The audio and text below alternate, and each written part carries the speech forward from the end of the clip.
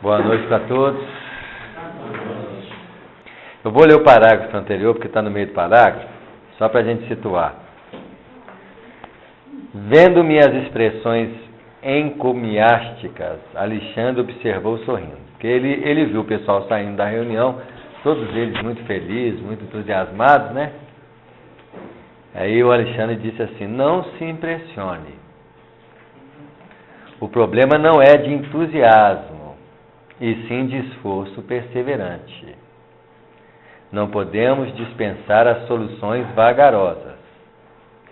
Raros amigos conseguem guardar uniformidade de emoção e idealismo nas edificações espirituais. Eu estou lendo aqui, mas eu vou até, né, porque eu não vou mais explicar de novo, não. Vai para 9 anos. Vai para 9 anos, com algumas interrupções, que me encontro em concurso ativo nesta casa.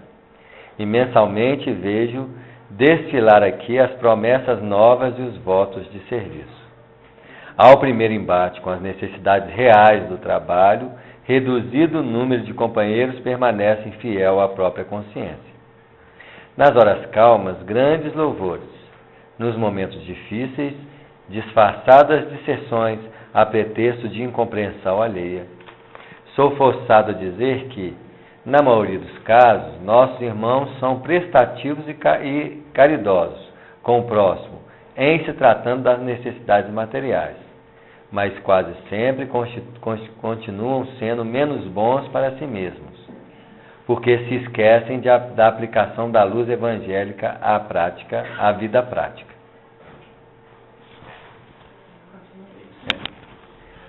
É esse mesmo? Tá chegando. Prometem excessivamente com as palavras, todavia operam pouco no campo dos sentimentos. Nós paramos aqui, né? Com exceções, irritam-se ao primeiro contato com a luta mais áspera, após reafirmarem os mais sadios propósitos de renovação e, comumente, voltando cada semana ao núcleo de prece, estão nas mesmas condições, requisitando conforto e auxílio exterior. Não é com facilidade que cumprem a promessa de cooperação com Cristo, em si próprios, base fundamental da verdadeira iluminação.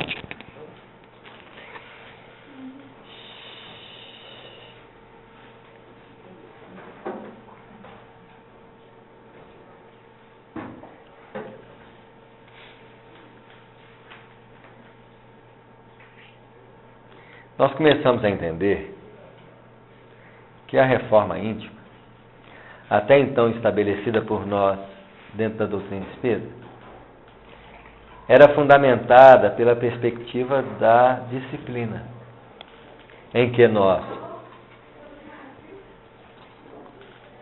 estudamos, disciplinamos, praticamos o bem, mas comumente, no dia a dia, nós confrontamos com as dificuldades de renovação interior. É como se o homem velho, condicionado aos milênios, reagisse com espontaneidade em nossas lutas diárias. Pouquíssimas vezes nós somos vencedores quando a vida nos coloca em xeque. Mesmo se nós tivermos aí umas décadas de doutrina espírita. Quando nós achamos que a coisa está fluindo, vem aquela escorregadela e a gente fala assim: puxa vida, tanto tempo de doutrina e a gente caindo nas mesmas dificuldades. Porque o padrão da fé raciocinada, que é fundamentada com base no conhecimento, ela funciona com o mesmo diapasão em nossa reforma íntima. Porque é um diapasão em que nós vencemos algumas, perdemos algumas. Agora que nós adentramos numa linha de evolução, em que o fundamento é uma observação da própria natureza íntima, que é um princípio completamente diferente desse propósito educacional de fora para dentro, porque requer uma compreensão dos fenômenos perturbadores em nossa vida. E isso quer dizer que eu tenho que aprender a olhar para a sombra, para os problemas. Então, se eu quero diminuir irritação, a primeira coisa que eu tenho que fazer é observar a irritação. E com o trabalho da reforma íntima, muitas vezes elaborada no conhecimento, o que a gente tem? Quanto mais irritação, mais eu quero distância dela. Criando uma disciplina, uma perspectiva de falar assim, dessa vez vai dar. Mas a irritação está na onde? Dentro de nós. Se eu quero transformar a irritação, eu tenho que observar o que é irritação. Não adianta eu ler nos livros de psicologia e da doutrina o significado de irritação de fora para dentro.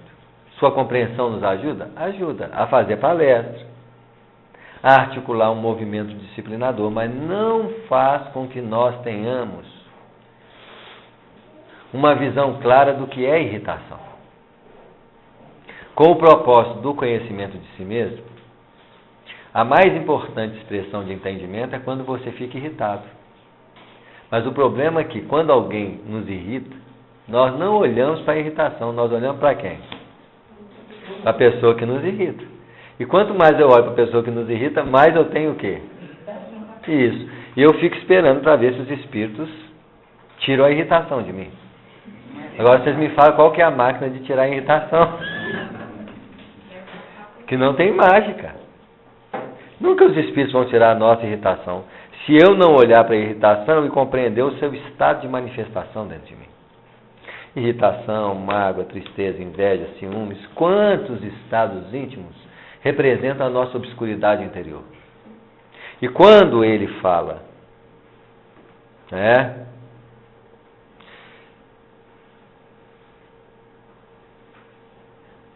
nós estamos sempre requisitando conforto e auxílio exterior para ver se alguém nos ajuda. Não é com facilidade que cumprem a promessa de cooperação com Cristo em si próprios, base fundamental da verdadeira iluminação. Então, quando é que eu vou virar iluminado? Porque nós criamos uma falsa impressão da iluminação. O que é a iluminação para nós até então? Projetar luz. Chegar nos lugares, refletir luz e falar assim, esse cara é iluminado, porque ele exala luz. E começamos a compreender os fundamentos da iluminação é a capacidade de clarear o plano obscuro da nossa intimidade. Eu preciso então, em vez de fugir da irritação, da mágoa, da tristeza, da inveja, etc, etc, eu tenho que olhar para lá, porque é lá que está escuro. Escuro porque eu não quero ver o que é irritação. Eu não quero ver a mágoa, a tristeza, como elas funcionam em mim. Quando eu começo a olhar para dentro, desviando o foco do olhar de quem o produziu tem outra função. Porque se ele me proporciona ter irritação para me olhar para a irritação, ele passou a ser o quê?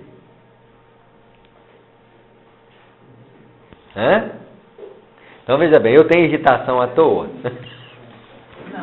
Não. Alguma coisa tem que provocar irritação. Não é assim?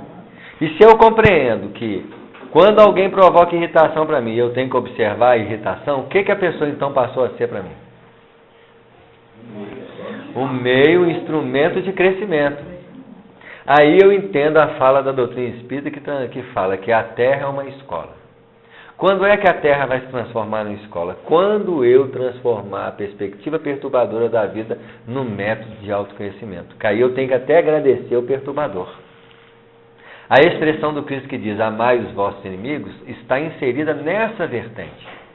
Porque se uma pessoa me irrita, eu falo assim, muito obrigado, você me irritou, agora eu vou estudar a irritação. O problema é que nós não temos esse hábito. Não é assim?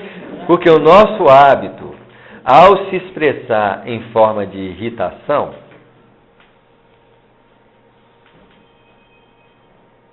é de focar no irritador.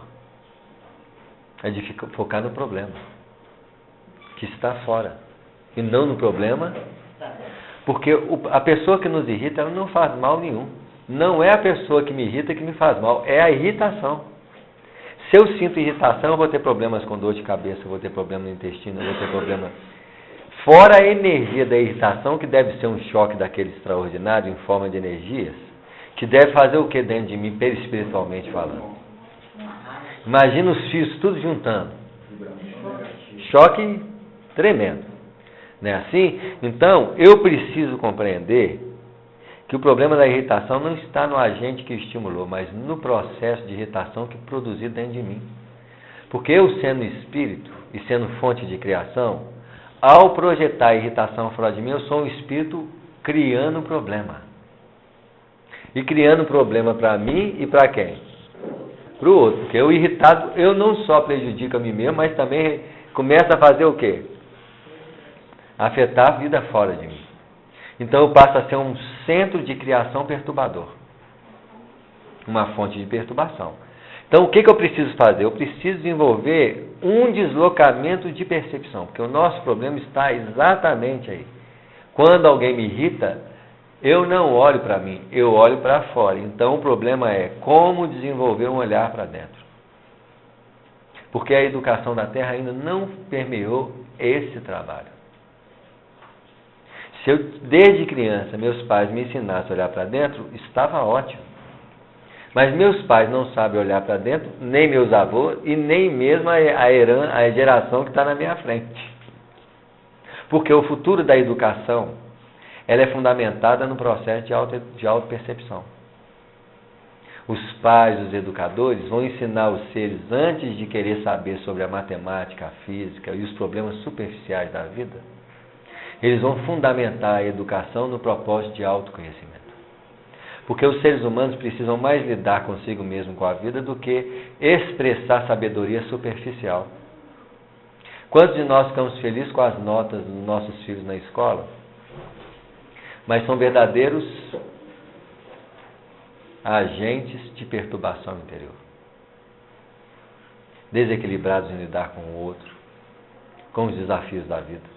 Por quê? Eles são assim por causa de quê? Porque nós somos assim. É o reflexo.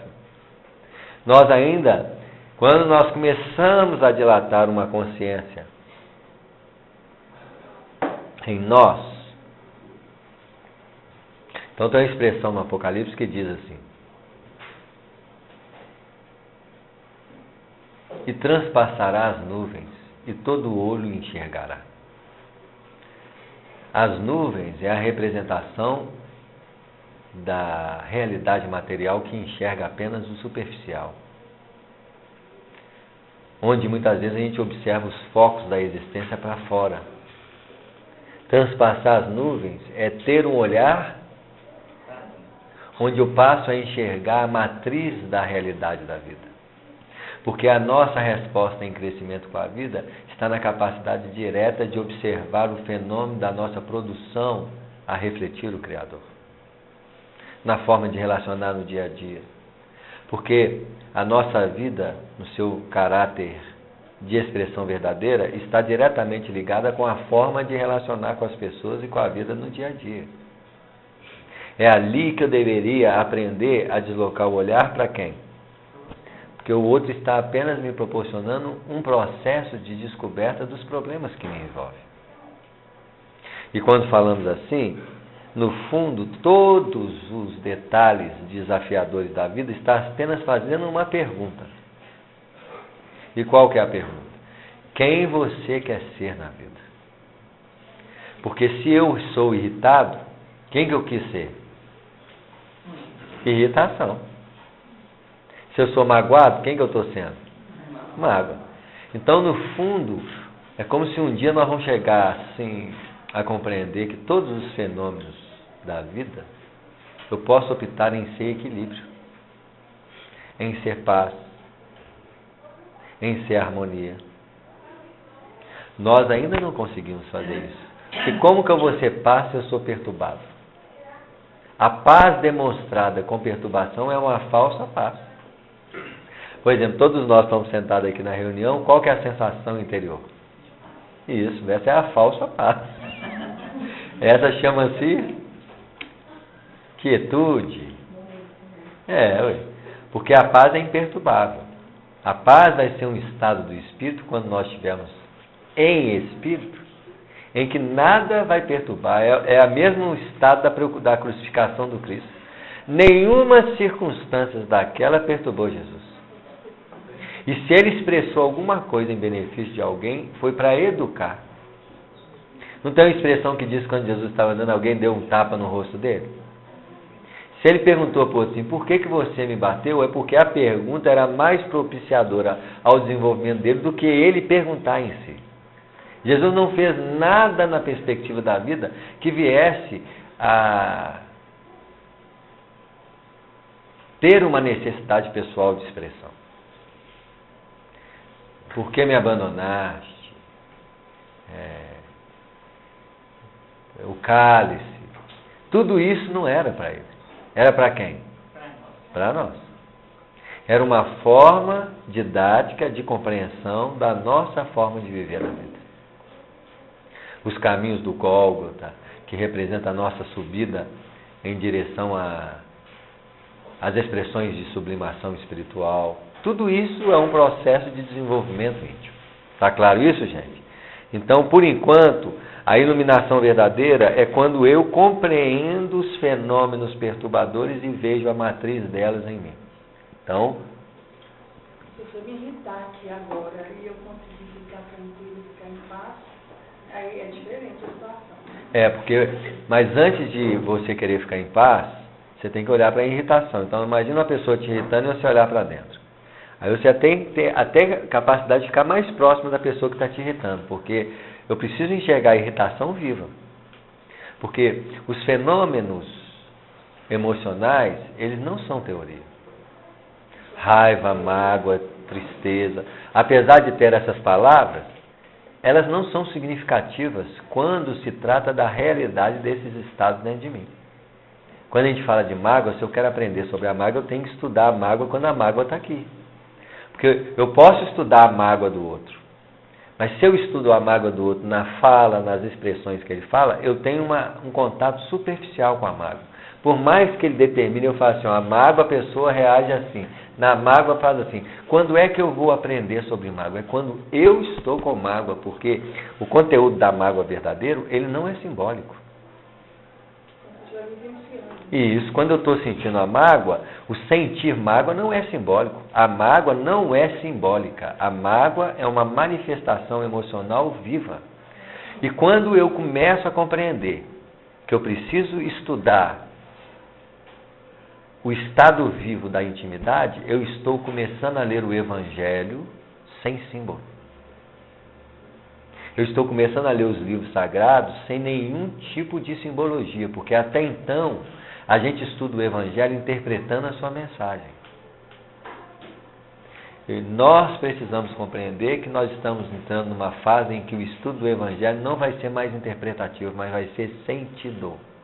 Em que eu olho o estado íntimo a manifestar em forma de interpretação da mensagem que está saindo dentro de mim. Esse novo ciclo de entendimento, porque até então a metodologia de estudo é uma metodologia simbólica, em que eu leio para interpretar. O processo de aprendizado do futuro, eu relaciono para entender um mecanismo vivo que sai de mim, para me começar a aprender a ler o livro da vida. Deixa eu te perguntar uma coisa boa. Eu falo assim, eu tenho autocontrole, né? Eu não me irrito facilmente, vamos dizer assim. Eu estou passando por essa fase da interpretação. Não, eu posso estar disciplinando eu posso estar disciplinando a emoção energeticamente e não manifestando ela. Eu tenho um autocontrole.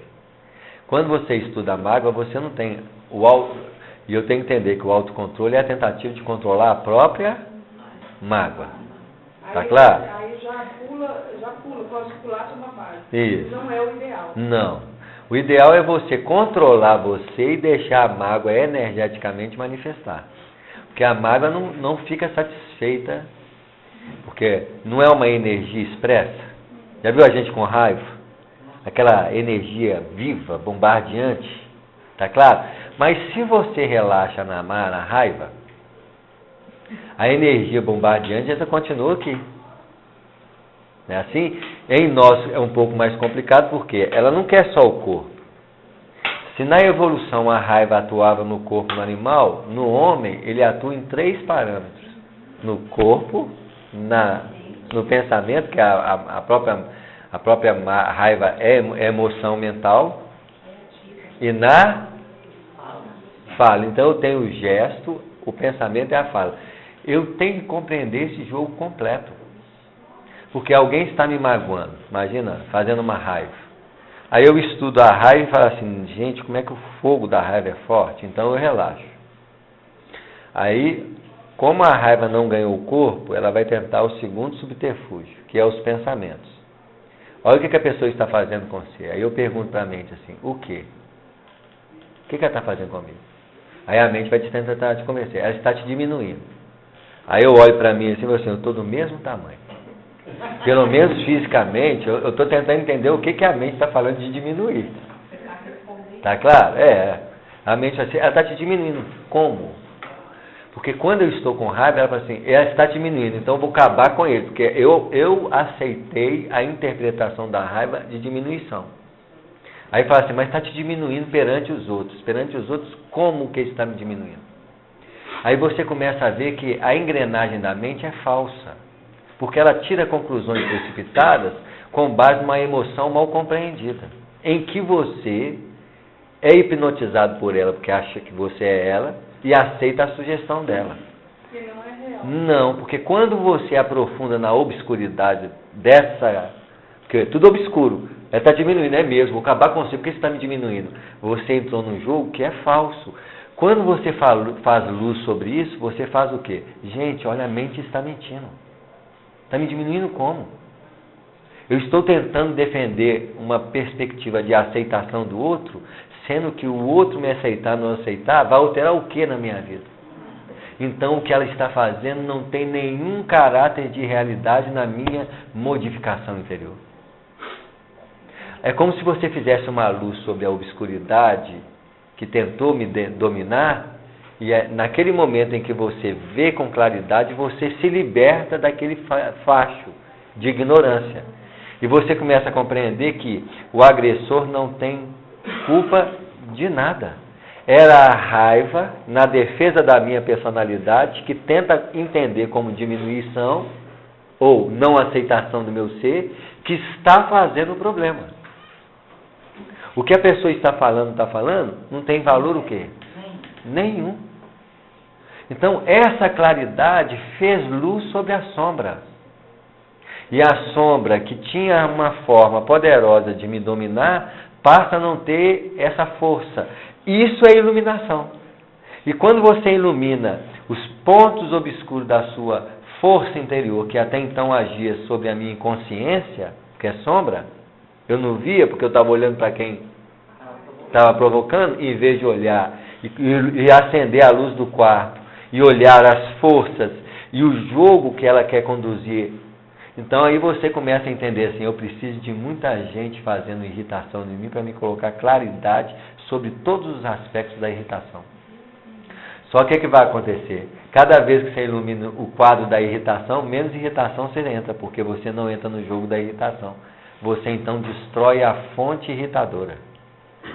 No caso, faz para a própria pessoa, né? Isso. Vai atingir a ela, né? Isso mesmo, porque na verdade o próprio ato de não responder à agressão, você está criando inconscientemente uma nova resposta para ela. Porque ela está esperando de você o quê? Uma resposta agressiva. E você vai, ô meu filho, você não vai responder não? Meu filho, eu estou com tanto problema por dentro. Eu estou com tanta irritação por dentro, como é que eu vou responder para você? Eu estou aqui fazendo uma visão clara do que é o meu inimigo. Porque o meu maior inimigo não é quem me produz, é as forças interiores que querem conduzir minha vida na inconsciência. Hã? Isso, o cara até desistiu de você, porque ele estava querendo que você reagisse. Não é assim? Isso. Porque Alexandre silenciara, observei atenciosamente os circunstantes. Ainda se achavam todos eles, os encarnados, irradiando alegria e paz, colhidas na própria convivência com os benfeitores invisíveis. Da fronte de cada um emanavam raios de espiritualidade surpreendente. É o que nós acontece aqui, nós estamos nesse estudo aqui, aí sai ali fora, está todo mundo cheio de luzinha, aí os espíritos falam assim, esses caras são iluminados, mas não gasta 10 minutos. Vai tudo apagando. Primeiro você entra no carro e fala assim, gente, eu tinha que fazer um negócio, nossa, e aquilo, meu Deus, aí começa o quê? Todo mundo apagar a luz e vir o quê? É a sombra. Porque eu me deixo contaminar por essas forças. Eu preciso compreender que o tempo todo o condicionamento perturbador do passado ele é muito grande. O trabalho do cristão, aí você começa a compreender que o trabalho do cristão é a capacidade de observar a si mesmo em todas as circunstâncias da vida. Porque assim o meu olho se dilata à sensibilidade interior. Aí eu entendo que Jesus disse, meu Pai trabalha até hoje, porque você não para, quando você desenvolve o olhar interior, de olhar para você em todas as circunstâncias. Porque não tem uma circunstância qualquer que não seja vívida na intimidade. O único momento que você não precisa ficar vigilante dentro de você é num momento como esse, porque eu vou vigiar o quê? Tá claro? Nesse momento aqui, até os mentores saem de perto de nós, porque não precisa ficar vigiando a gente. A não ser que eu entre aqui perturbado. Isso. Mas só quando você está fazendo bem, quando você está fazendo a leitura, os mentores vão assim, mas até fazendo a leitura a gente pode deixar ele um pouquinho, né? Mas a não ser que você começou a ler perturbado. Tá claro? A dimensão de proximidade dos mentores em nós está relativamente ligada ao grau de perturbação que eu carrego. Quanto mais perturbado eu sou, mais mentor precisa estar do meu lado, tentando me ajudar. Quanto mais harmônico eu tiver no dia a dia, mais ele se afasta. E se eu permanecer nesse estado com muita frequência, ele já liga o GPS interior e fala assim, eu só vou lá quando ele estiver perturbado. Ele vai fazer outras coisas mais importantes. Deixa eu te perguntar uma coisa. Volta um pouquinho, um pouquinho, né? Quando você diz que Jesus fala aqui, né? Que meu Pai trabalha e eu trabalho até hoje. Explica para mim melhor. Porque quando eu compreendo o processo de criação interior, na qual o Espírito é o agente criador o tempo todo, então, eu estou conversando com vocês, eu estou fazendo o quê? Criando. Se eu ando, eu crio movimento. Se eu canto, eu crio articulações musicais na voz.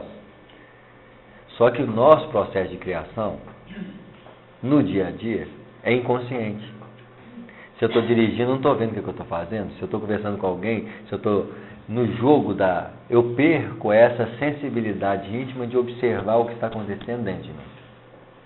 Quando eu desenvolvo a possibilidade de olhar para dentro, como aquele exercício que eu sempre falo com vocês, eu começo a fazer 3 minutos com o olho fechado, com o olho aberto, com o olho aberto, com o olho fechado, com o olho aberto, todos os dias, chega uma hora, depois de 1 ano, 2 anos de exercício, não tem jeito, você dilata uma sensibilidade pela intimidade. Quando você dilata uma sensibilidade pela intimidade, então você levanta e você fala assim, estou irritado. Da onde que eu vim com essa irritação? No mínimo do plano espiritual. Mas eu estou irritado. A sensação de irritação quer dominar a sua mente. Nossa, está tão frio, está tão quente, está tão... É assim? Então você já fica esperto, você está irritado, não vou dar vazão ao quê? Ao pensamento. E a irritação, ela quer movimentos rápidos, então eu vou fazer o quê? Eu vou ficar calmo, vou fazer as coisas com tranquilidade, vou escovar o dente, vou fazer assim. Na hora que se assusta, que dê a irritação. Passou. Então, esse estado de percepção faz com que você entre numa naturalidade de consciência pós-irritação que é de paz. Aí você perde um pouco da consciência interior, porque você está produzindo o quê? A mente, o olho interior para de trabalhar, porque eu não preciso ficar olhando paz. Mas aí alguém que fala comigo, Samuel, você não fez isso. Aí eu assustei. Aí o assustar é um problema de reação interior que eu tenho que olhar para o susto e não para a pessoa que me assustou. Não é assim? Então você começa a trabalhar o tempo, porque você começa a averiguar o núcleo de formação daquilo que você produz quando alguma coisa... Porque quando alguma coisa nos toca, numa frase, uma circunstância, é a vida exterior atuando sobre a vida na qual eu preciso desenvolver um foco de olhar para dentro. Quando eu tenho o desenvolvimento do olhar para dentro, numa sensibilidade do que eu produzo, ótimo. Então eu tenho a sensibilidade do que acontece fora, junto com a sensibilidade do que acontece. Então você fala assim, a pessoa falou mais ríspida comigo, deu vontade de gritar com ela. O mais importante é você perceber que deu vontade de gritar com ela. Você olha a vontade de gritar para ela, por quê? Você quer defender o quê? O meu ponto de vista, achar que ela me diminuiu. Diminuiu como? Os outros estão olhando para mim como se eu fosse o quê? Mas eu sou. Tá claro? Isso. Ó, você responde alto para os outros não achar que eu sei o quê? Bobo. Eu falei assim, mas por que eu estou preocupado se os outros vão achar que eu sou bobo se eu não sou? Mas eles podem achar, o problema é deles. A minha vida em paz interior não depende do que os outros pensam ou falam de mim. Se eu sair daí e digo assim, o cara é bobo mesmo, e daí? O que essas pessoas vão me dar no processo da minha vida pessoal? Nada. Mas aí quando eu olho e fico preocupado assim, não, tem que responder à altura, eu comecei a entrar na lei de causa e efeito. Por quê? Eu estou tentando defender uma imagem para os outros. Olha o problema que eu não estou vendo. Um problema em que eu entro numa faixa de atrito, sem compreender que eu estou defendendo, no fundo, o núcleo do problema, que é a defesa do quê? Do meu ego. Que quer ter uma imagem positiva em relação às pessoas para não pensarem que eu sou de um jeito que eu não queria. E quem falou que eu tenho que ser para os outros pensar do jeito que eu não queria? Porque essa é a matriz do problema. Que nós olhamos e dizemos assim, aquela pessoa foi desagradável. Não, aquela pessoa, ela mostrou o quanto você ainda depende do olhar dos outros para viver. Ali está a raiz de um problema que eu não enxergo que é isso. Eu enxergo apenas que uma pessoa foi desagradável e me diminuiu perante o quê? Isso. Quanto mais claridade eu tenho diante das circunstâncias que me envolvem, mais luz eu faço por dentro. Então o iluminado é aquele que viu a própria treva interior, a própria sombra interior, e é capaz de decifrar os problemas que causam a sua distorção interior, que é a desarmonia perante a existência. E quando você olha isso na dinâmica do dia a dia, você não para mais. Não, porque você entra na dinâmica do problema da criação. Jesus o tempo todo era luz na própria intimidade. Ele não para de olhar para a intimidade. Deus o tempo todo é movimento e vida. Quando eu começo a ter uma consciência interior sobre a perspectiva dos problemas que eu causo, eu começo a trabalhar no efetivo processo de regeneração. Porque não estou mais dependendo de fora para limpar o que está dentro. Eu dependo de mim ser sensível para olhar os problemas que eu não vejo. Mágoa, inveja, ciúmes, papapá, que são várias nuances das minhas perturbações espirituais. Está claro? Num gesto significativo, o instrutor esclareceu. Eles ainda se encontram sobre as irradiações do banho de luz a que se submeter através do serviço espiritual com a oração. Então, o serviço espiritual com a oração nos banha de luz, porque a oração não vai criar miosotes iluminados. Então é como se minha intimidade ainda necessitasse de raio de luz externa. Mas quem é iluminado por dentro precisa de luz de fora? Não. Porque eu posso ser a projeção da própria luz. Eu posso ser o elemento produtor das irradiações luminosas, onde eu não mais necessito da luz que vem de fora, mas principalmente de produzir a luz que está o quê? Isso. Então, vão buscar isso aí. Isso mesmo, porque quantas vezes nós precisamos ainda do apoio exterior como apoio de nossa vida, mas para nós, no desafio da vida, é necessário produzir luz. É necessário criar uma ausência de dependência exterior dos Espíritos, de Jesus, de quem quer que seja. Porque, no fundo, esse é o propósito da existência. Se eu estou crescendo em direção ao Pai, menos necessidade eu tenho de luz exterior. Como diz o próprio Evangelho de Lucas, já está entardecendo, logo vai anoitecer. Porque se Jesus permanecesse do nosso lado, como que eu vou acender a vela se o sol está aceso? O sol tem que sumir para eu acender a vela ou a lamparina. Nas condições antigas do Evangelho. E hoje chama-se o quê?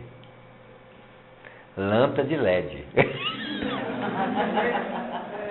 Vocês acham que o pessoal escrever e colocar a luz no candeeiro? Não, acende a lâmpada de LED?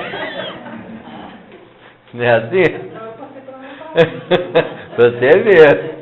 Como é que nós estamos agarrados no passado? O instrumento de fazer luz modifica no tempo e no espaço, mas a essência produtora da luz é a mesma, que é a irradiação das forças internas do próprio ser. Quando eu não consigo produzir luz, eu preciso da luz de fora. Por que nós somos planeta e Jesus é uma estrela? Os seres estrelas moram nas estrelas, os seres planetas moram na onde? Em planetas, como a Terra, que precisa da luz externa para clarear o dia. Eu preciso da luz do outro porque ainda não faço luz em mim mesmo. Hoje eu preciso crucificar Jesus. Porque crucificar Jesus é crucificar o conteúdo externo das informações que trazemos dentro de nós. Todo o conteúdo espiritualizado da doutrina, todo o conteúdo do Evangelho, ele tem que ser crucificado. Porque se eu não crucificar isso, não nascerá o Cristo ressurgindo da crucificação. E o Cristo ressurgindo da crucificação é a própria luz a emergir de nós, em forma de consciência de viver. Porque o nosso desafio hoje não é esperar dos Espíritos algo para fazer, é fazer a nossa parte para intensificar a obra dos Espíritos através de nós. A regeneração começa com a transformação interior que cada um de nós começa a operar em si mesmo. Porque na medida que eu opero uma transformação em mim mesmo, eu opero o mundo. Porque eu transformo o mundo através das minhas próprias transformações. É assim que está estabelecido para o regime de regeneração na Terra. Né? Hã? Não, se você não estiver fazendo mal para os outros, você não deve perturbando a vida alheia, roubando, usufruindo dos bens em benefício de si mesmo, que deveria ser canalizado em benefício dos outros. Se você não estiver aí empurrando gente para os campos problemáticos, incitando as pessoas ao equilíbrio sexual, tudo isso que nós começamos a não entrar num jogo de perturbação alheia, com o propósito de melhoria interior nos trabalhos do bem, você já é um grande candidato a permanecer na Terra. Nós não estamos provocando nada de mal, pelo menos como doente nós temos chance. Doente em melhoria. Porque a regeneração é um processo de reestruturação do ser. Ninguém vai ser espírito iluminado, mas o espírito é em processo de iluminar. E nós começamos com a iluminação olhando para onde? Para dentro. Se conseguissem manter semelhante estado mental, pondo em prática as regras de perfeição que aprendem, comentam e ensinam, fácil lhe seria atingir positivamente o nível superior da vida. Entretanto, André, como nós que em outros tempos fomos inexperientes e frágeis, eles agora ainda o são também. Cada hábito menos digno. O que é hábito? Automatismo. Gente, é impressionante como julgar é automático. Muitos de nós sofrem porque julgou. Nossa, julguei, mas foi automático. Como é que eu vou sofrer pelo que é automático? Eu não posso sofrer pelo que é automático, eu posso sofrer pelo que é consciente. Eu chegar você viu fulano assim, isso é consciente. Agora você está num lugar, a pessoa faz uma coisa e você julga. Não, julguei. Mas você viu como é que foi esse julgamento? Não, porque você não viu, porque está na sombra. Na sombra da inconsciência. Aí você fala, gente, como que minha mente julga o tempo? Então eu não posso sofrer pelo primeiro julgamento. E olha a artimanha da mente, ele joga o primeiro julgamento para você continuar o quê? Julgando. Né? Se você vê alguém, cara, você está no posto, o outro entra na frente, aí a mente automaticamente, folgado. É automático. É. Você não pode até assistir. E isso aí você fala assim, olha, chama o outro lá, olha aquele folgado, aí você entrou no jogo, porque o escândalo é necessário, mas ai daquele em que o escândalo foi provocado. Então olha só como é que é fácil cair na armadilha. Aí vem, folgado, automático. Eu não tenho nada com a sua vida, você escolhe a forma como você vai viver, porque eu não sou seu juiz. O seu juiz está dentro de você. Ele que tem que observar isso tudo. Porque eu já fiz pior do que você. Como que eu posso julgar os outros se eu sou pior do que ele muitas vezes? Aí você diz assim, ó, vai em paz, porque eu joguei um pouquinho de energia ruim para ele, não é assim?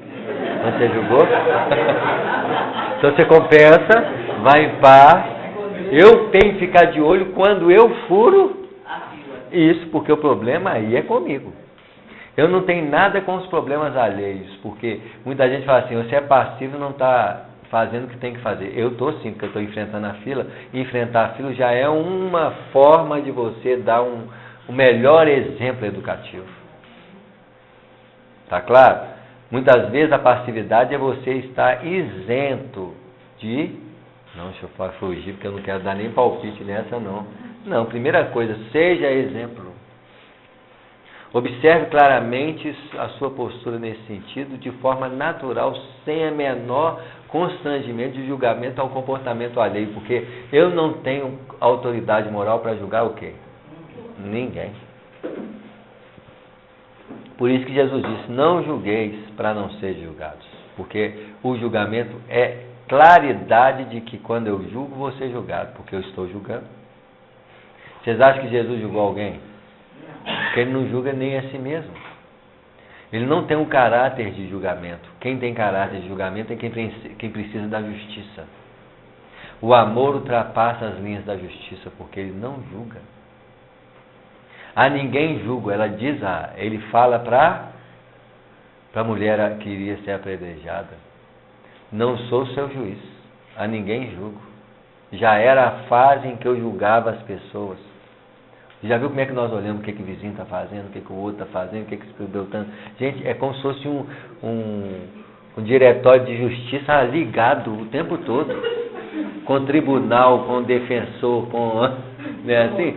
Por isso que no Evangelho tem muitas passagens com tribunais de justiça e o pessoal achando que lá tinha um tribunal de julgamento. Estava tudo na onde? Aqui tem juiz, aqui tem defensor, aqui tem julgador, aqui tem isso, tem aquilo. Não é assim? Todo o processo está dentro de quem? De nós. É por isso que existe no processo exterior da vida. Cada hábito menos digno, adquirido pela alma no curso incessante do sexo, então o que é hábito menos digno? Efeitos das experiências evolutivas. Por que eles tornam-se menos dignos? Porque no patamar, por exemplo, a animalidade no patamar animal não é menos digno. Mas a animalidade no patamar humano torna-se menos digno, porque eu não posso responder como animal sendo homem. Porque se eu respondo como animal sendo homem, eu virei o diabo, que é o homem animal. Não é o símbolo do desenho do animal lá, o diabo? A besta. Aí tem vários nomes. Que é a representatividade de que eu estou usando o recurso de animal num patamar de campos onde não pode ser usado mais. Então, todo o processo de evolução é assim, você tem recursos e desenvolve recursos novos. Você usa os recursos novos com o efeito do passado. Então, você xinga com raiva a voz. Olha só, os Espíritos falam assim, ele ganhou a voz, não é para usar com raiva, ele ganhou a voz para criar vida. E quando ele usa a voz com raiva, ele está criando vida ou morte? porque ele destrói a possibilidade de viver dos outros pelas emissões que ele provoca na vida alheia. Já viu como é que é gostoso soltar aquela expressão mais forte de xingamento? Aí os espíritos falam assim, é o diabo. Não é assim? Expressão clara. Já viu que nos filmes a voz do diabo é rouca? Gutural. Já viu quando a gente está com raiva? É igualzinho. Não é assim? Quanto mais bravo, mais animalizado é o tom da voz. Né? Não precisa de filme de cinema. Né? Cada hábito menos digno, adquirido pela alma no curso incessante do cérebro, funciona qual entidade viva. Olha só quando a gente fala assim, gente, parece que é uma entidade dentro de mim. É porque é uma personificação do mal em forma de quê? De gente. Não é assim? E ó, raiva é diferente de mágoa, mágoa é diferente da inveja, inveja é diferente dos ciúmes, ciúme é diferente da competição, competição é diferente do resquício de... Né? Aí vai, e vai. Quantas personalidades dentro de nós trazemos perturbadas no inferno interior? O diabo, o chefe do diabo, tem de tudo. O inferno está completo. Não é assim? Jesus disse, expulsai os demônios. Aí você fala assim, qual deles? Está cheio. Né? Ô Samuel, você fala de expressão para fora, né? A gente ficava falando uma coisa de repente ameniza. Tem certas pessoas que depois que dá essa explosão, depois... Mas depois da explosão o coração está batendo mais descompensado, o rim está funcionando deliberadamente, o intestino... Então ele se livrou emocionalmente, mas criou um grande mal na onde? Perispiritual e físico. Bom seria você ver a energia vindo do passado e falar assim, pode passar. Mas você só vai fazer isso se você desenvolver o olhar que transcende as nuvens. Porque quando eu estou com raiva, eu estou tamponado de ver o fenômeno invisível da raiva, que é a sua energia interior. Eu só vejo a raiva na onde? Nas nuvens, que é na produção o quê? Superfície. E o que a nuvem faz quando está com raiva? As nuvens. Solta o quê? Raios e trovões. Então eu posso dizer que quando a natureza está soltando raios e trovões, ela está com o quê? Isso, porque a raiva na natureza é os trovões, os raios, furacões, etc, etc. Que é a expressão natural das transformações das forças vivas da natureza. Porque eu sou um universo em miniatura em que, ao expressar a raiva, eu estou produzindo as mesmas energias que atuam sobre o universo exterior. Imagina os raios que devem sair de nós quando nós estamos com raiva e trovão. As células falam assim, começou a trovoada, já vai ter chuva, furacão vai passar. Imagina cada centro desses, se tivesse capacidade de dizer, o coração, as células do coração, gente, nós estamos perdidas hoje. Os rins, nossa, os princípios inteligentes, hein? Deve ser um furacão daquele. Até os da unha, nossa. É assim? Vocês verem, eu só vou ter capacidade de lidar com os elementos da natureza perturbadores quando eu aprender a lidar com as minhas próprias o quê? Perturbações. Então eu vou saber lidar com os tsunamis, eu vou saber lidar com os vulcões, eu vou saber lidar com tudo. Enquanto eu não souber lidar com os vulcões da intimidade, os vulcões externos fazem o quê? Me afetam. Né? Funciona qual entidade viva? No universo de sentimentos que cada um tem de nós. De sentimentos que cada um tem de cada um de nós. Ó, gente, isso aqui, olha o que o Alexandre está falando naquela época. O processo era o quê? Mental, íntimo. Não é assim? Compelindo-nos, então os sentimentos e as emoções compelindo-nos às regiões perturbadas e oferecendo elementos de ligação com os infelizes que se encontram em nível inferior. Então, por que minhas emoções perturbadas, meus pensamentos, atraem a mediunidade perturbada? que nós chamamos de quê? Então, o problema da obsessão, a fonte é a nossa manifestação íntima. Os obsessores não têm culpa de nada. Eles só olham para nós e ali tá bom para entrar. E movimentar. Ué. Eu não estou com medo. Fica com medo não, nós não.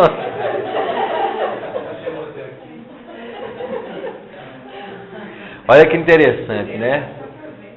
O que o mentor fala? Examine os nossos amigos encarnados com bastante atenção. Então ele deu a chave de solução dos nossos problemas de forma externa. O que nós temos? Vamos mudar a frase agora para nós. Examine a si mesmo com bastante. O ato de examinar-nos com atenção chama-se autoconhecimento, mas chama-se necessidade interior de autoconhecimento. Porque o ato de olhar para nós com bastante atenção é o carinho pelo qual nós devemos olhar para o processo de aprendizado. Em que nós não temos essa disposição tão sincera. Porque nós não temos essa disposição tão sincera para estudar os fenômenos externos, para estudar os desafios da vida exterior. Você tem que ler um livro e você fala assim, que preguiça, vou ler a primeira parte, vou pular no meio, vou... Então eu tenho atenção carinhosa? Não. A atenção carinhosa no budismo chama-se intenção. O que é? Motivação. Os budistas dizem assim, qual é a motivação que move-se? Em outras palavras, qual que é a atenção carinhosa que faz você buscar alguma coisa? Que faz você direcionar-se na intenção de chegar a algum lugar? Porque nós não vemos, nós temos tantas atenções carinhosas para o plano perturbador. Já viu quando nós estamos com uma perturbação, com o carinho que nós damos para ela? A mágoa que alguém nos falou, a agressividade de alguém, gente, você repete aquilo com carinho. Você olha para aquilo com carinho e ainda fala para os outros com carinho, para não aumentar mais.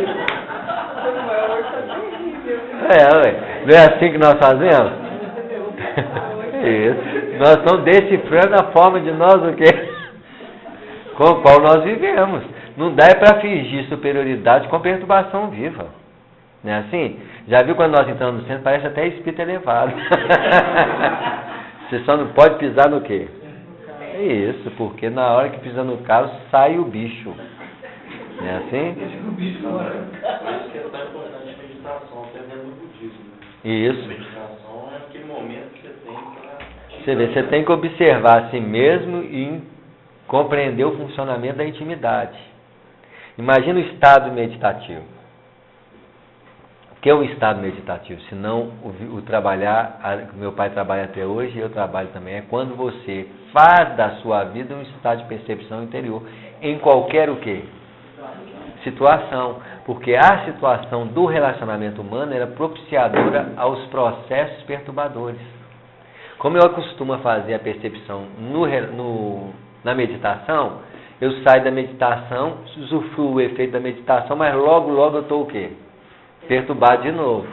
No processo o estado de meditação, não. Eu estou atento porque eu crio em mim um estado de alerta interior, que é o olho que transcende as nuvens. É a capacidade de estar o tempo todo meditando sem posição, sem estado exterior. Porque a posição exterior é apenas um processo de identificação da natureza íntima que até então não via nada. Em que esse barulho íntimo é perturbador. Até você, ao identificar a perturbação, já não preocupa-se com o barulho interior. Porque o barulho interior precisa ir embora. O barulho interior precisa sair.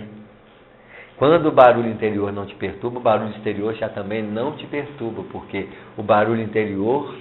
Quando o barulho exterior para nos perturbar é porque o barulho interior quer ser mais alto. Então, quando a perturbação está alta, você fala assim, para de fazer barulho aí, eu estou querendo o quê? Ficar o quê? Na perturbação. Eu quero escutar a perturbação. Não é assim? Eu quero ficar ali naquela... Imagina um drama que você tem de relacionamento, você fica lá assim, o outro quer falar com você, não quero ouvir não. Você quer ficar o quê? Virou vaca, né? Boi, que fica o quê? Já viu a ruminação dos problemas, como é que é na nossa vida, gente? Então, que você pensa, não consigo dormir, é lógico, ruminando daquele dia, como é que você vai dormir? Não é assim? A primeira coisa que eu tenho que aprender é falar assim, deixa eu relaxar e deixar o lixo embora. Quantas pessoas têm problemas na mente e falam assim, eu quero dormir de qualquer maneira, tem que tomar remédio, aí você toma remédio e não resolveu o problema. Amanhã você vai dormir mal de novo. Depois da manhã você vai dormir mal de novo, porque o problema está aqui. E para você solucionar o problema, você tem que colocar a luz da consciência sobre ela. Não é alimentar o pensamento, é compreender que aquele problema não vai ser resolvido sem uma visão profunda dele. Então, fulano falou mal de mim. E daí ela é dona da verdade? A palavra dela tem significações para quem? Por quê? Quando você decifra que os problemas não são verdadeiros, o próprio ato de ver que aquilo não tem significação nenhuma dissipa as trevas. E faz o quê? Luz. Nesse estado você se liberta do problema, porque você o compreendeu. Quanto mais eu luto com o problema, menos eu compreendo ele, mais eu faço dele o quê? Problema. Isso, ele vai só aumentando. Era uma tempestade em copo d'água, virou tempestade na panela, depois virou tempestade na casa inteira. Não é assim? Olha os detalhes que o Alexandre fala aqui. Né? Contemplei-os com interesse. Trocavam gentilmente as últimas saudações da noite, demonstrando luminosa felicidade. Luz de neon. Luz superfície. Acompanhemos o grupo onde se encontra nosso irmão mais fortemente tocada pelas inquietações do sexo, exclamou o orientador, proporcionando-me valiosa experiência. Qual que é o sexo da pessoa que tem problema do sexo? Que é onde tem maior problema. A mulher tem mais equilíbrio nessa área, mas o homem está em processo de educação sexual. É o drama do homem. Educar a sexualidade. Para mim educar a sexualidade, eu tenho que olhar para a energia sexual. Mas quando a energia sexual está comigo, eu não olho para a energia sexual, eu olho para o objeto que estimula o sexo.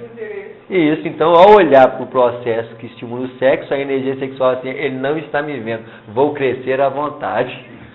Aí eu passo a ser dominado pela própria energia. Todas as energias, no fundo, quer ser dono de mim mesmo.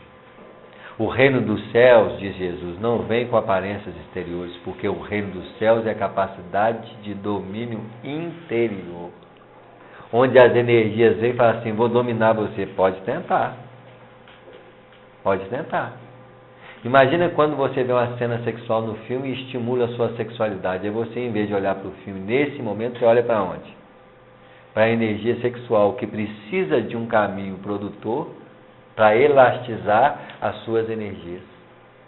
É quando você fala assim, deixa eu estudar a energia sexual. A ação dela nos órgãos, a perspectiva de querer multiplicar a imaginação, e você não dá trela a nenhum desses canais, porque você está atento à forma das suas produções. Aí você vai notar uma coisa, a energia sexual vem, tenta apoderar, não tem recurso, faz o quê? Desaparece. Pela primeira vez você não dominou a energia sexual, mas dominou você mesmo na tentativa da energia sexual conduzir a sua vida. Então você começa a compreender que a energia sexual é uma energia dos chakras inferiores, energia da alimentação, energia dos chakras inferiores, que estão nas bases das manifestações biológicas, que atuam sobre os órgãos de forma incisiva. É assim? Energias perturbadoras de raciocínio estão nos chakras superiores. Energias das emoções estão nos chakras intermediários.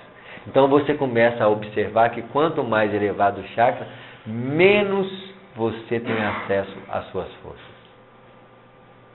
Porque elas quase hipnotizam você no sentido de dominá-los. Então aí nós começamos a compreender, peraí, primeiro passo para a libertação espiritual é desenvolva o olhar interior. Desenvolva o olho íntimo, que eles chamam de terceiro olho. onde vai surgir uma mediunidade clara, que é a Então, o que é a matriz da vidência? Olhar para dentro. Porque eu vou ver o invisível em mim. A maior vidência é quando você vê as coisas acontecendo que você só enxerga olhando para dentro. Raiva, mágoa, tristeza, inveja, ciúme. Tudo aquilo que até então eu não via, eu só olhava para onde? Para fora. Todo o patamar de desenvolvimento mediúnico começa com a percepção interna. Quero ouvir os espíritos, ouve os pensamentos. Que aí você vai começar a ouvir os pensamentos, você vai começar a distinguir que existem pensamentos seus e existem pensamentos dos outros. Aí você fala assim, essa sugestão foi de um espírito. Eu sei muitas vezes claramente que o que eu estou falando aqui não é meu. Algumas vezes foi sugestão de quem? Dos espíritos. Não é assim? Você sabe muito bem quando a sugestão é sua própria. Olha numa reunião dessa, quantos espíritos devem chegar aqui e dar uma soprada. Daí se vem outro, sopra outra coisa. Se vem... Porque você passa a ser instrumento de inspiração do alto. Agora, sai ali fora, é você instrumento de inspiração do alto, ou dos espíritos estão do nosso lado? Não é assim? Eles exploram exatamente as energias que eu não vejo. Porque eu sou inconsciente do processo perturbador. Quando o espírita começa a compreender que os problemas da vida não estão fora dele, nas pessoas que os provocam, ele descobre a matriz da libertação, que é os problemas das energias que os que estão de fora exploram.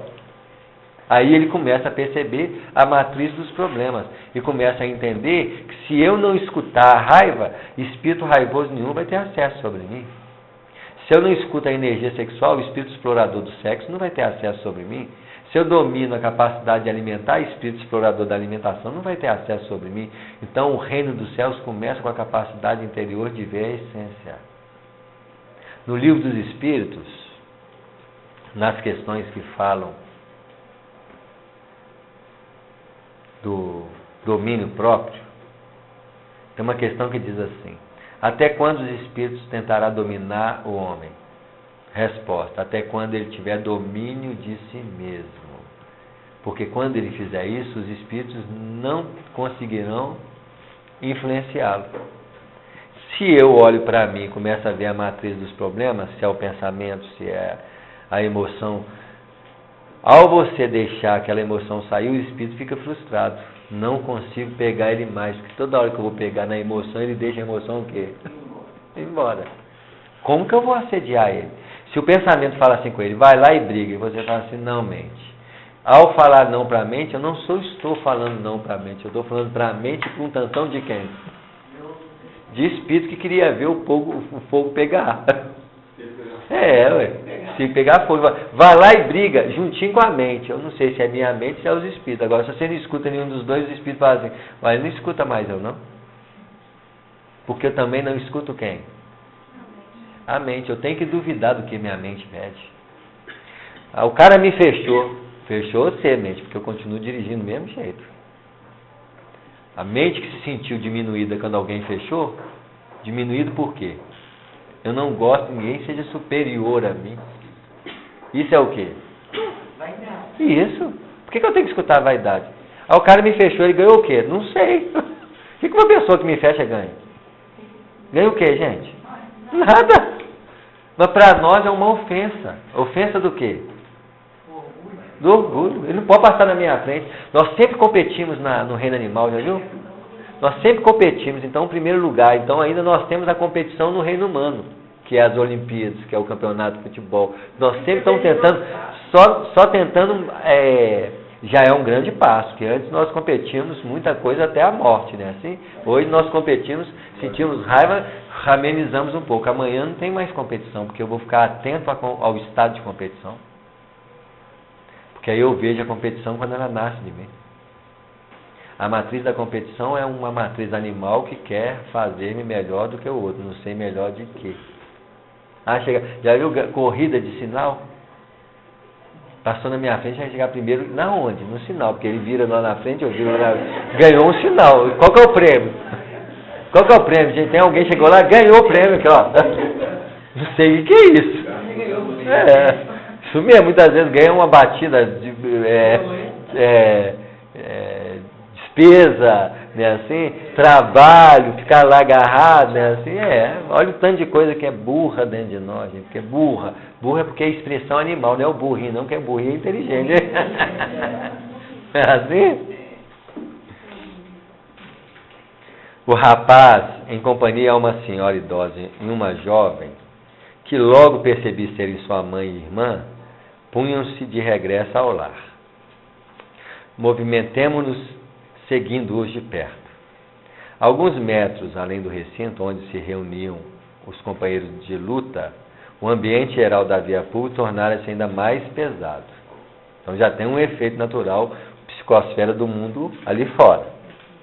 3 entidades de sombrio aspecto, absolutamente cegas para com a nossa presença, em vista do baixo padrão vibratório de suas percepções, acercaram-se do trio sob nossa observação. Então vamos entender uma coisa aqui.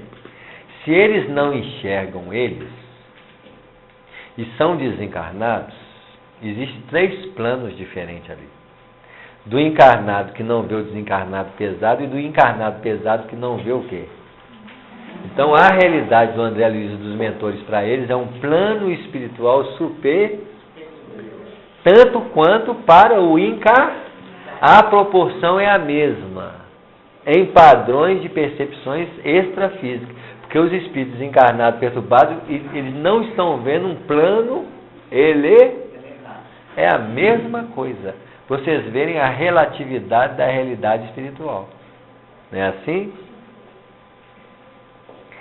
Encostou-se uma delas à senhora idosa e instantaneamente reparei que sua fronte se tornara opaca, estranhamente obscura. Seu semblante modificou-se. Desapareceu-se o júbilo irradiante, dando lugar aos sinais de preocupações fortes. Transfigurara-se de maneira completa. Ó meus filhos, exclamou a genitora, que parecia paciente e bondosa. No primeiro momento, saindo da reunião, paciente e bondosa. Voltou a ser o quê? Carrancuda, triste, frágil, né, assim? Que não é muitas vezes a nossa cara. Por que motivos somos tão indiferentes ao discurso do trabalho espiritual? Quisera possuir, ao retirar-me de nossas orações coletivas, o mesmo bom ânimo, a mesma paz íntima. Por que ela está falando aquilo? Porque era a conversa do André Luiz com o... Gente, olha só do André Luiz estar conversando, comentou sobre aquele assunto, inconscientemente tocou eles, e eles começaram a falar do mesmo assunto. Olha como é que tem hora que você tem um assunto que é simplesmente presença espiritual em torno de você.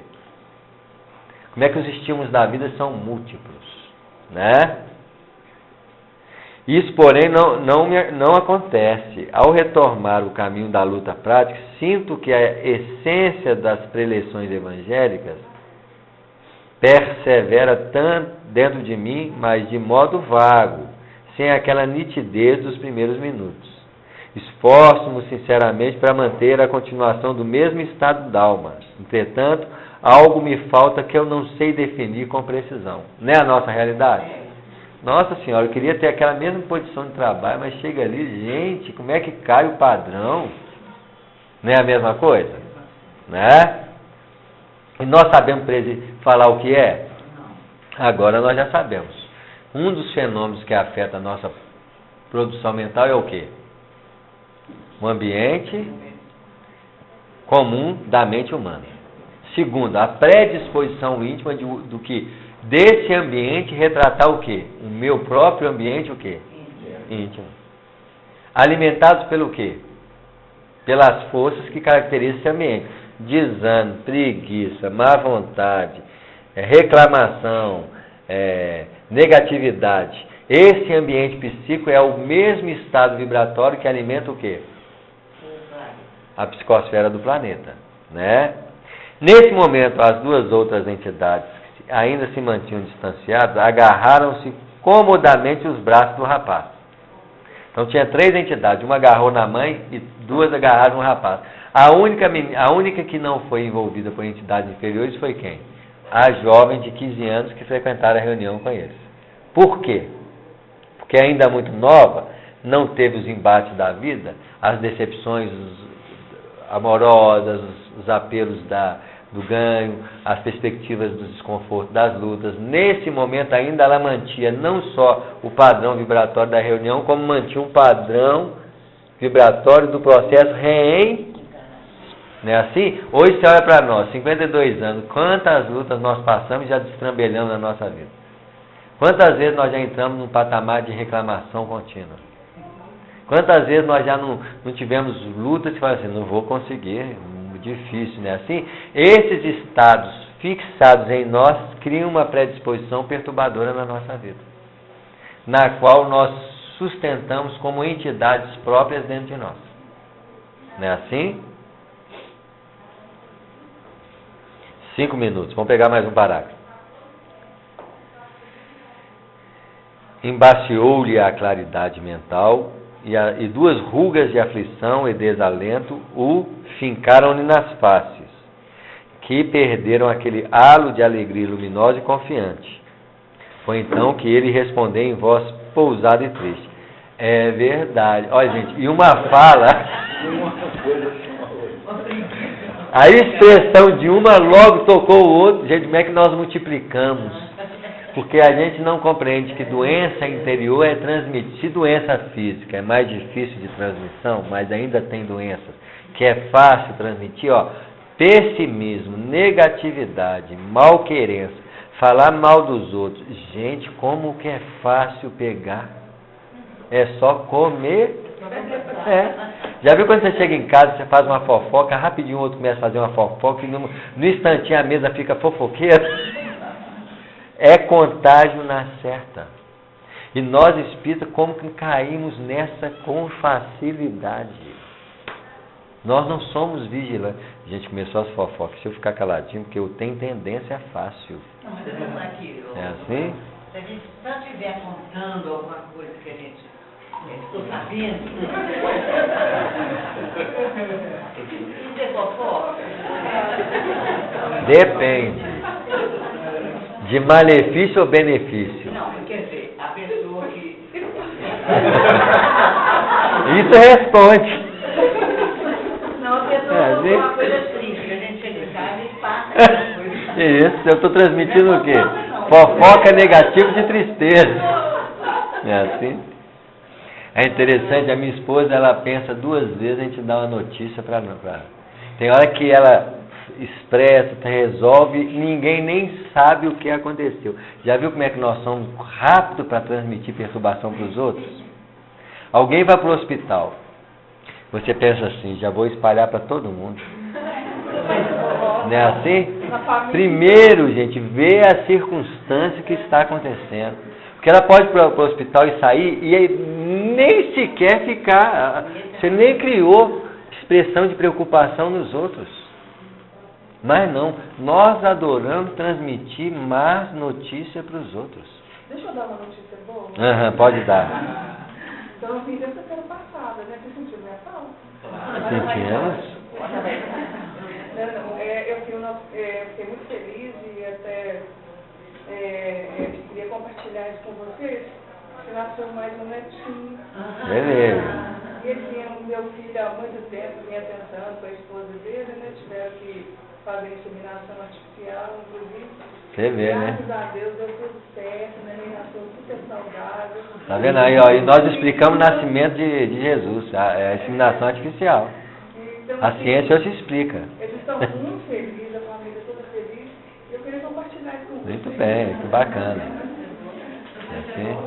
Pode. Fofoca do bem.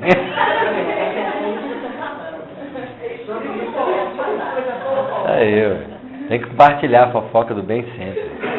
Nós vamos parar aqui, é verdade, mamãe, para ver como é que foi o estímulo da fala do outro na nossa vida. Por isso nós temos que ficar vigilantes, não só em nós, também na mente do outro, do Facebook do outro, né? Assim, tudo, você já olha assim, pô, é ruim, pula rápido, porque até o princípio da frase pode te modificar, né? Muito bem, gente.